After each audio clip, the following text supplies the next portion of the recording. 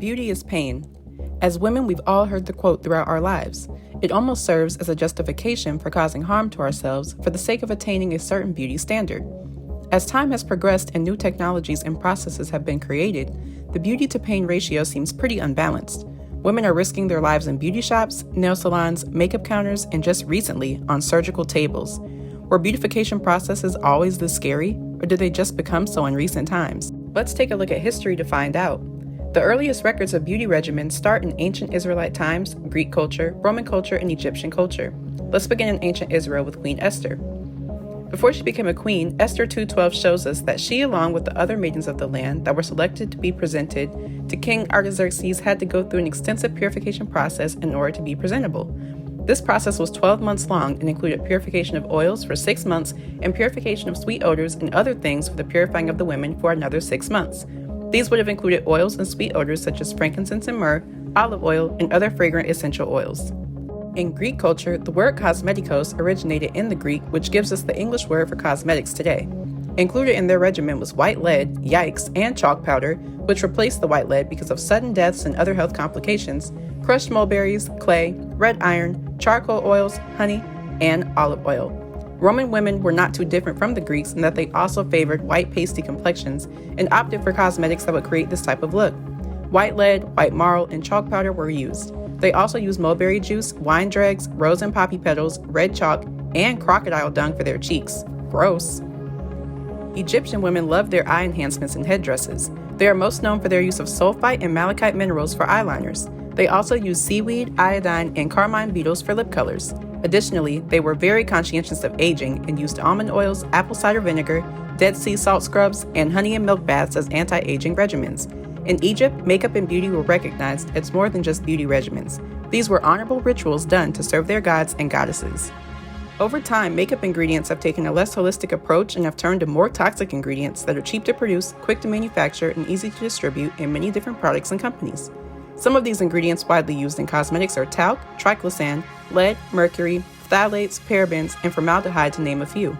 Some of these ingredients found in our most popular products are known to cause serious issues such as respiratory problems, lung disease, cancer, fertility issues, abdominal pain, constipation, migraines, loss of appetite, memory loss, pain or tingling in the hands and feet, weakness, nausea, vomiting, kidney damage, nervous system damage, and that's just to name a few. Although these are just a few, it is evident that cosmetic companies' goal is preservation and not safety. Is covering the beauty the Most High created worth the risk? There are ways to naturally enhance your features without using products that have direct links to cancers and other detrimental health risks. We've seen it done in times past. It's time to return back to the ancient path and rely on naturally occurring substances provided to us by the Most High. On October 17th, NBC published an article addressing the study by the National Institute of Health that showed that chemical hair straightening products caused a high risk of uterine cancer, especially in Black women. Next, we see the great migration of Black hair. The 2010s was a time where Black women all over the world were ditching perms and making the big chop or transitioning from perms and hair relaxers to natural hair.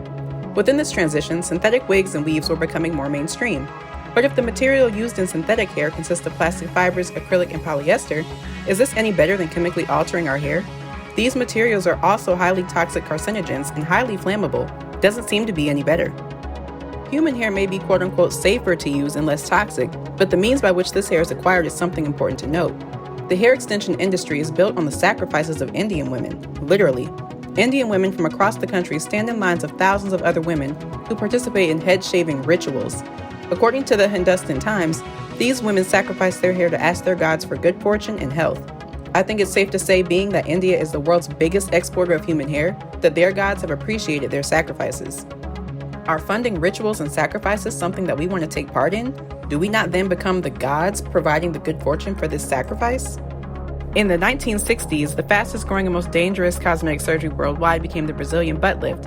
A BBL consists of moving fat from the hips, lower back, abdomen, thighs, or other areas with liposuction. Then the extracted fat is purified and prepared to be transferred.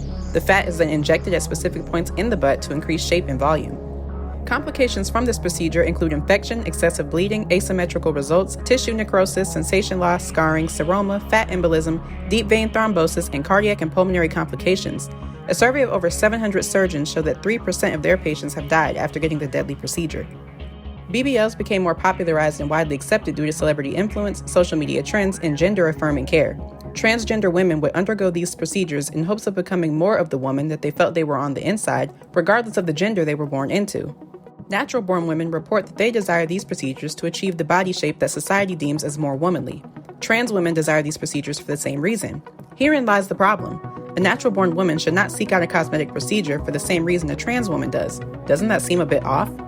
Now we come to the main purpose of this discussion. If men are seeking out makeup trends, hair trends, and cosmetic surgeries to depict themselves as women, and natural-born women are adapting to these same behaviors, can we see how this might cause confusion amongst natural-born men and their idea of what beauty should look like?